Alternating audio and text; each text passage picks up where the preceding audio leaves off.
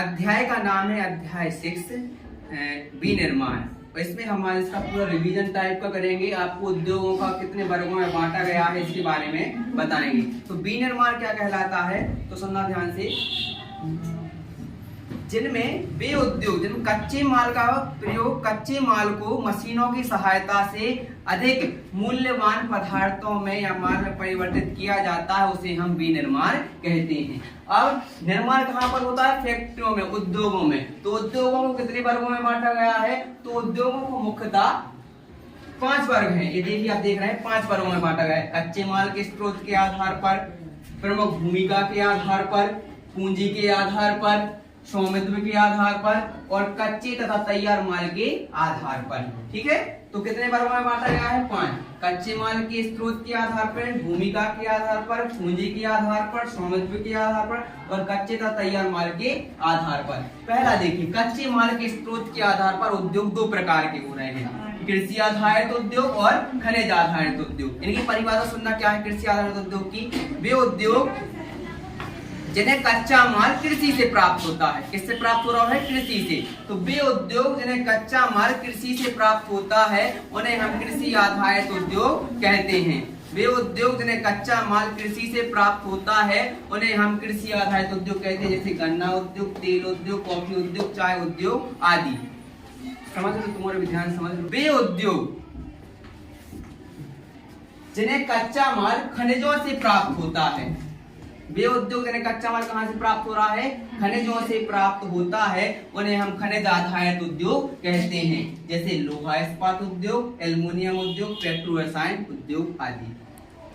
ठीक है, तो कच्चे माल के आधार पर कितने प्रकार के हो रहे हैं? कृषि आधारित उद्योग और खनिज आधारित। जिन्हें कच्चा माल कृषि से प्राप्त हो रहा है कृषि आधारित, जिन्हें कच्चा माल खनिजों से प्राप्त हो रहा है खनिज आधारित। अब है प्रमुख भूमिका के आधार पर। तो प्रमुख भूमिका के आधार पर उद्योग 2 वर्गों में बांटा गया है, आधारभूत उद्योग और उपभोक्ता उद्योग। तो वे उद्योग जो अन्य उद्योगों के लिए आधार होते हैं, जैसे पेन रखा है और इसको मैंने हाथ से सपोर्ट किया है, तो मेरा हाथ इसके लिए आधार का कार्य कर रहा है। तो वे उद्योग जो अन्य उद्योगों के लिए आधार होते हैं, उन्हें हम आधारभूत उद्योग कहते हैं, जैसे लोहा इस्पात उद्योग। कौन सा उद्योग? लोहा इस्पात उद्योग, एल्युमिनियम उद्योग आदि।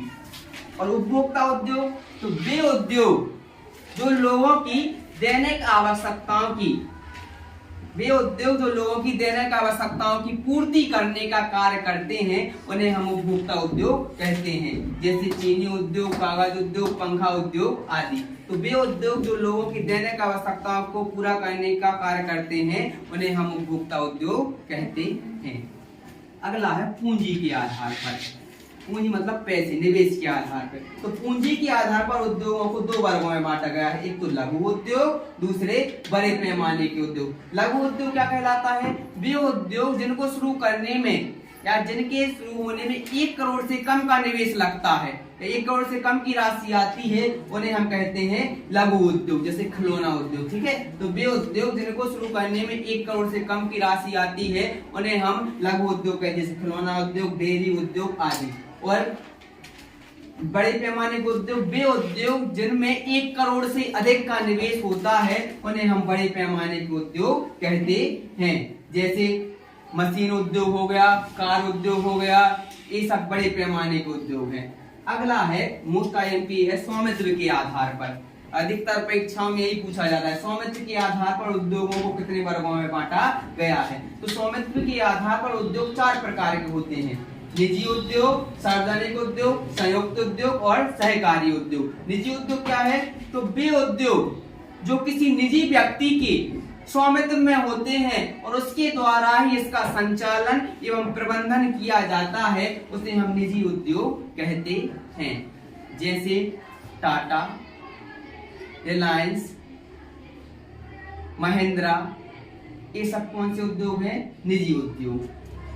सार्वजनिक उद्योग, वे उद्योग जो सरकार के स्वामित्व में होते हैं और सरकार के द्वारा ही इनका संचालन एवं प्रबंधन किया जाता है, उन्हें हम सार्वजनिक उद्योग कहते हैं, जैसे बीएसएनएल, सेल मतलब steel authority India limited, hall Hindustan aeronautic limited, ONGC, मतलब ये सार्वजनिक उद्योग है।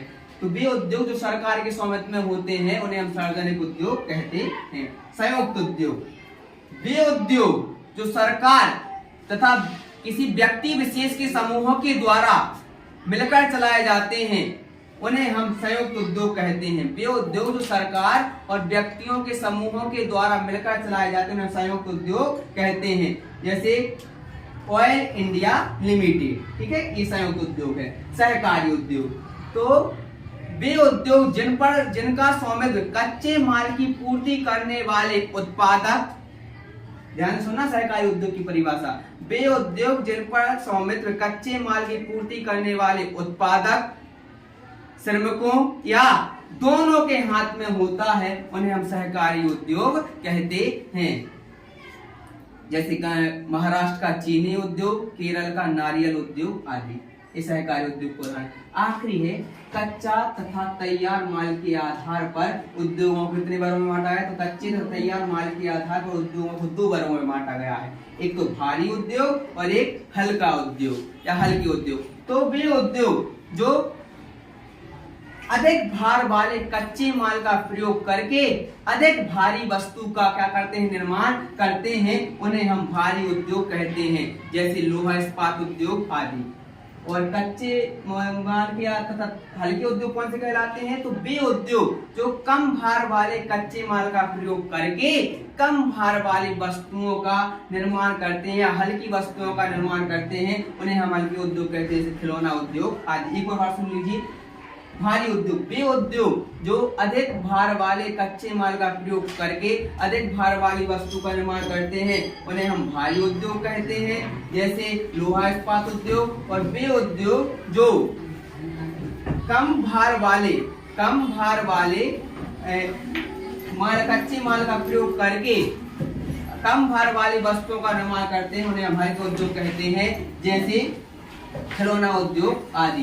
तो इससे आपके कई क्वेश्चन कवर होंगे। धन्यवाद।